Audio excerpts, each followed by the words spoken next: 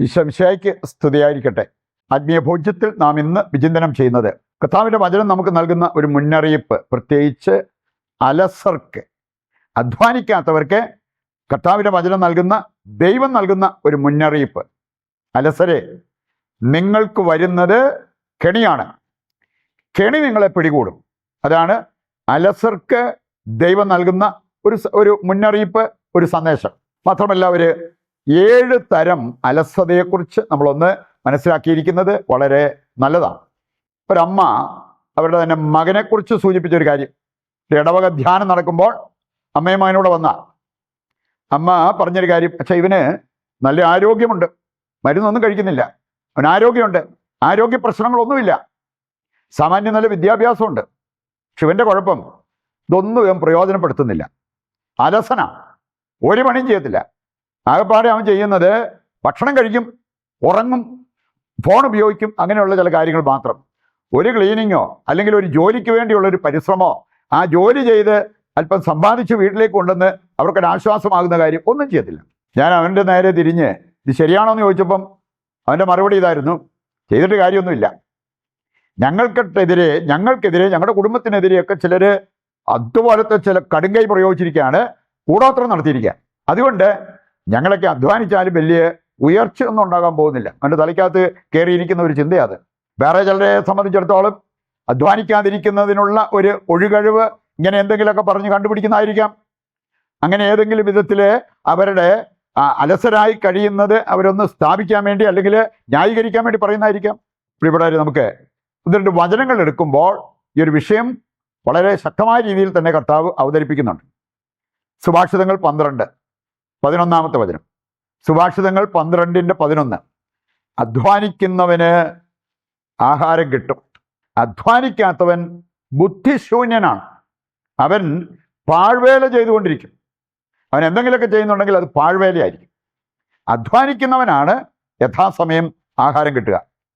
2 തീമോത്തി 2:6 വചനം കൂടി എടുത്താൽ, അധ്വാനിക്കുന്ന കർഷകനാണ് ആദ്യ ഫലത്തിനുള്ള അവകാശം.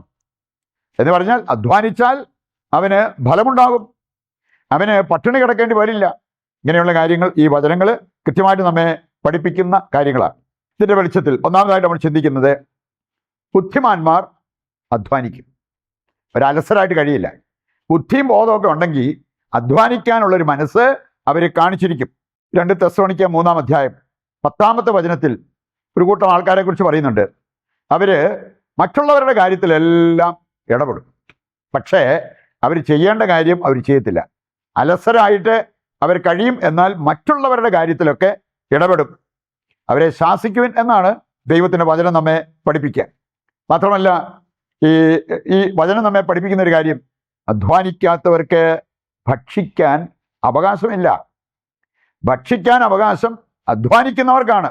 പക്ഷെ നോക്കിയാൽ നമുക്ക് കാണാൻ സാധിക്കും, അലസരായി കഴിയുന്നവരായിരിക്കാം. കൃത്യസമയത്ത് അവർക്ക് ഭക്ഷണം വേണം, അല്പം താമസിച്ചാൽ പിന്നെ അവർക്ക് ദേഷ്യമായി. വചനം പറയാണ്, നീ അധ്വാനിക്കുന്ന വ്യക്തിയല്ലേ, ഭക്ഷിക്കാൻ നിനക്ക് അവകാശമില്ല. സുഭാഷിതങ്ങൾ 19:15 വചനം എടുത്താൽ അവിടെ പറഞ്ഞിരിക്കുകയാണ്, അലസത ഒരുവനെ ഗാഠനിദ്രയിലാഴ്ത്തും. ഇനി ചില അലസരെ കാണാൻ സാധിക്കും, ഓവർ ദ ലിമിറ്റായിട്ട് ഉറക്കാം. ഇനി അവര് ഭക്ഷണം കഴിച്ചു കഴിഞ്ഞാൽ ഉറങ്ങണം, പിന്നെ എഴുന്നേക്കുന്നതായിട്ട് വിശപ്പൊക്കെ ആയി കഴിയുമ്പോഴാണ് അവർക്ക് ആകെപ്പാട് ഭക്ഷണം കഴിക്കണം, ഉറങ്ങണം, ഗാഠനിദ്രയിലാഴ്ത്തും. എന്നിട്ട് പറയാണ്, മടിയന് പട്ടിണി കിടക്കേണ്ടി വരും. അലസത നമ്മളെ എവിടെ കൊണ്ട് എത്തിക്കും എന്നുള്ളത് ഈ വചനം നമ്മെ ഓർമ്മിപ്പിക്കുക. ഇന്ന് നമുക്ക് കാണാൻ സാധിക്കും, അധ്വാനിക്കുന്ന വ്യക്തികൾ അവരുടെ ശരീരത്തിലേക്ക് നോക്കിയാൽ തന്നെ കാണാൻ പറ്റും നല്ല മസിൽ. ഈ ആയുധമെടുത്ത് അധ്വാനിച്ചിട്ടുള്ളവരാണെങ്കിൽ അവരുടെ കൈക്കകത്ത് അതിൻ്റെ തഴമ്പുണ്ടാവും. മടിയന്മാരോ, ഇന്ന് പലരെയും കാണാൻ സാധിക്കും, മസിലില്ല, മാംസള ശരീരമുണ്ട്. അവര് അധ്വാനിക്കുന്നവരല്ലാത്തതുകൊണ്ട് അവരുടെ ശരീരത്തിൽ ഒരു തഴമ്പോ അങ്ങനെയുള്ള കാര്യങ്ങളൊന്നും നമ്മൾ കണ്ടെത്തിയെന്ന് വരത്തില്ല. അധ്വാനിക്കുന്നവർക്കാണ് അത് പറഞ്ഞിരിക്കുന്നത്. പ്രഭാഷകൻ 2:12 വായിച്ചാൽ അവിടെ പറഞ്ഞിട്ടുണ്ട്, അധ്വാനിക്കുന്നവനാണ് സുഖനിദ്ര കിട്ടുക. സുഖനിദ്ര. ചിലര് പകല് നന്നായിട്ട് അധ്വാനിക്കും, പിന്നെ രാത്രിക്ക് സുഖമായിട്ട് കിടന്നുറങ്ങും, വീണ്ടും അവർ എഴുന്നേറ്റ് അധ്വാനിക്കുന്ന ആ ഒരു അവസ്ഥയിലേക്ക് പോകുന്നത് കാണാൻ പറ്റും. അതാണ് ഒരു നോർമൽ ജീവിതമായിട്ട് നമ്മൾ കാണേണ്ടത്. രണ്ടാമത്തെ കാര്യം, ബുദ്ധിശൂന്യൻ്റെ അധ്വാനം അത് വിഫലമായിരിക്കും. അവരെ എന്തെങ്കിലുമൊക്കെ ചെയ്താൽ പോലും അതുകൊണ്ട് വലിയ ഫലമൊന്നും ഉണ്ടാകത്തില്ല. നമ്മൾ ബുദ്ധിപൂർവം അധ്വാനിക്കണം എന്നുള്ളത് ഈശോയുടെ വചനം നമ്മെ പഠിപ്പിക്കുന്നുണ്ട്. സുഭാഷിതങ്ങൾ 12:11 നമ്മൾ കാണുകയുണ്ടായി. അതുപോലെ ബാറൂക്ക് 3:18 വായിച്ചാൽ അവിടെ പറഞ്ഞിട്ടുണ്ട്, ആർത്തി പൂണ്ട് അധ്വാനിക്കുന്നത് ബുദ്ധിശൂന്യതയാണ്, അവൻ്റെ അധ്വാനം പാഴ്വേലയായിട്ട് മാറും. പ്രഭാഷകൻ 29:11 എടുത്താൽ, അത്യുന്നതനായ ദൈവത്തിൻ്റെ കൽപ്പനകൾക്കനുസരിച്ച് മാത്രമേ അധ്വാനിക്കാവൂ.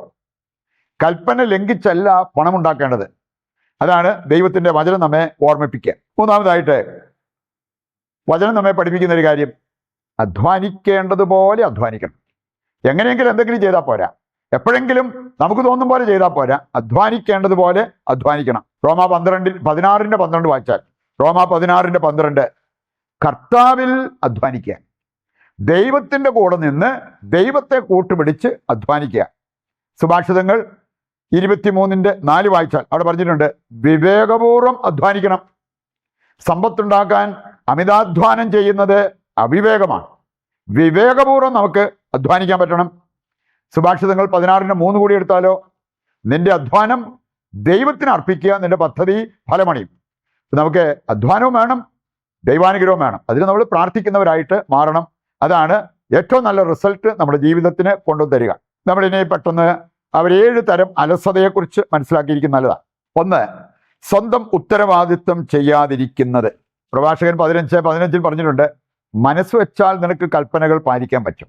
ഇതുപോലെ മനസ്സ് വെച്ചാൽ നമ്മുടെ സ്വന്തം ഉത്തരവാദിത്വങ്ങൾ, ഒരു കുടുംബനാഥനോ കുടുംബനാഥയോ യുവാവോ യുവതിയോ ആരുമാകട്ടെ, നമ്മുടെ സ്വന്തം ഉത്തരവാദിത്വം നമുക്ക് നിറവേറ്റാൻ പറ്റും. അത് ചെയ്യാതിരിക്കുന്ന ചില വ്യക്തികളെ നമുക്ക് കാണാൻ പറ്റും, അവര് അലസരാണ്. രണ്ടാമത്തേത്, കുടുംബത്തോടുള്ള കർത്തവ്യം നിറവേറ്റാതെ അലസരായി കഴിയുന്നവര്. കല്യാണം കഴിക്കാനും മക്കളുണ്ടാകാനും ഒക്കെ മനസ്സ് വെച്ച വ്യക്തികളുണ്ട്. പക്ഷേ ഒരു വിവാഹിതര് ചെയ്യേണ്ട കടമകൾ ചെയ്യാതിരിക്കുന്നത് ജീവിത പങ്കാളിയോടുള്ളതായിരിക്കാം, മക്കളോടുള്ളതായിരിക്കാം. അതൊരു അലസതയാണ് എന്ന് നമ്മൾ തിരിച്ചറിയണം. മൂന്നാമത്തേതാണ്, സുവിശേഷ വേല ചെയ്യുന്നതിൽ അലസരായി കഴിയുക. 1 കൊരിന്തോസ് 9:16 വായിച്ചാൽ, സുവിശേഷ വേല ചെയ്യുന്നില്ലെങ്കിൽ നിനക്ക് ദുരിതം. വീണ്ടും നമ്മൾ കാണുന്നുണ്ട് 2 തീമോത്തി 4:4 വായിച്ചാൽ അവിടെ പറഞ്ഞിട്ടുണ്ട്, കഷ്ടതകൾ സഹിച്ചും സുവിശേഷ വേല ചെയ്യാനുള്ള ആ ഒരു ദൃഢനിശ്ചയം നിന്റെ ഭാഗത്തു നിന്ന് ഉണ്ടാകണം. 4-ാമത്തെ കാര്യമാണ്, താലന്ത് വർദ്ധിപ്പിക്കാതിരിക്കുന്നത്. അതൊരു അലസതയാണ്. നമ്മൾ കാണുന്നുണ്ട് മത്തായി 25:14 മുതൽ വായിക്കുമ്പോൾ, 1 താലന്ത് കിട്ടിയവൻ അതുകൊണ്ട് കുഴിച്ചിട്ടു, എന്നിട്ട് അത് തിരിച്ചു കൊണ്ടുവരുന്നത് കാണാൻ പറ്റും. അവൻ അധ്വാനിച്ചിരുന്നെങ്കിൽ 1 താലന്ത് കൂടി ഉണ്ടാക്കാമായിരുന്നു. അങ്ങനെ താലന്ത് വർദ്ധിപ്പിക്കുന്ന കാര്യത്തിൽ അലസത കാണിക്കുന്ന വ്യക്തികളുണ്ട്. മറ്റൊന്നാണ്, ആത്മീയ ഉയർച്ച പ്രാപിക്കാതിരിക്കുന്നത് ചിലരുടെ അലസത കൊണ്ടാണ്. 2 കൊരിന്തോസ് 9:6 മുതൽ വായിച്ചാൽ അവിടെ പറഞ്ഞിട്ടുണ്ട്, അല്പം വിതയ്ക്കുന്നവർ അല്പം മാത്രമേ കൊയ്യത്തുള്ളൂ. ആത്മീയമായിട്ട് നമുക്ക് വളരാൻ പറ്റണമെങ്കിൽ അതിന് നന്നായിട്ട് അധ്വാനിക്കാൻ നമ്മൾ തയ്യാറാകണം. വീണ്ടും നമ്മൾ കാണുന്നുണ്ട് 6-ാമത്തെ കാര്യം, നന്മ ചെയ്യുന്നതിൽ മടുപ്പ് കാണിക്കുന്ന വ്യക്തികൾ. നന്മ ചെയ്യുന്നതിൽ ഹെബ്രായർ 13:16 പറഞ്ഞിട്ടുണ്ട്, നന്മ ചെയ്യുന്നതിലും നിങ്ങൾക്കുള്ളവ പങ്കുവയ്ക്കുന്നതിലും ഒരിക്കലും മടുപ്പുണ്ടാകരുത്. ഗലാത്യർ 6:9 വായിച്ചാലും നന്മ ചെയ്യുന്നതിൽ നിങ്ങൾ മടുപ്പ് കാട്ടരുത്. അവസാനത്തെ 7-ാമത്തെ കാര്യമാണ് അമിതമായ ഉറക്കം. ഇത് ചിലരെ കാണിച്ചായിരിക്കും അലസരായിട്ടുള്ള ഇവര് കൂടുതൽ സമയം ഉറങ്ങി ചെലവഴിക്കാം.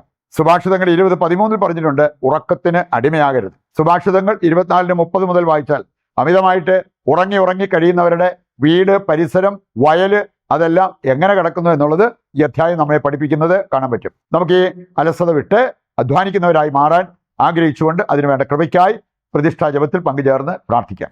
ദൈവത്തിൻ്റെ വചനം ഹൃദയത്തിലേക്ക് ഏറ്റെടുത്തവരാണ് നമ്മൾ.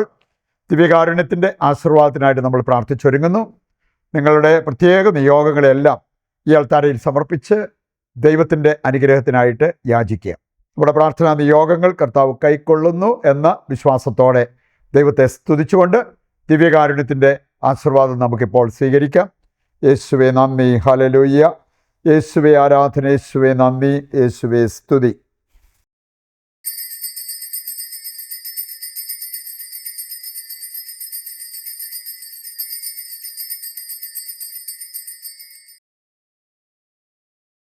ഈശോമിശിഹായ്ക്ക് സ്തുതിയായിരിക്കട്ടെ.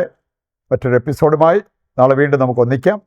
ദൈവം നിങ്ങളെ സമൃദ്ധമായി അനുഗ്രഹിക്കട്ടെ.